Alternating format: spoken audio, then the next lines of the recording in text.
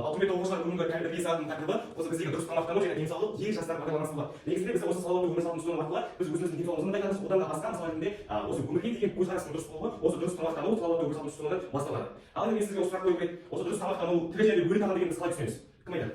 Тағамдар жалпы екі түрге бөлінеді, ол тірі және өлі тағамдар. Тірі тағамдармен адам ойын қуаттандырады, оған күш береді және тірі тағамдармен қолдана отырып, тұтына отырып, біз аурулардан сақтанамыз, қан және тері секілді басқа аурулардан. Тірі және өлі тағам, соның ішінде біз үшін өлі тағам не? Өзі қалай ойлайсың? Өлі тағам? Иә, мысалы сен үшін зиян.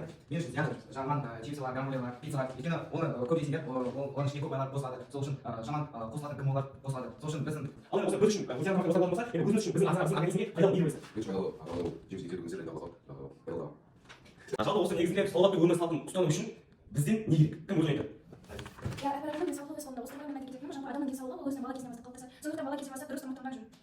Жалпы осы бүгінгі тәрбие сағатынан не түсінуіміз керек? Бізге осы салауатты өмір салтын ұстану дұрыс па немесе қате?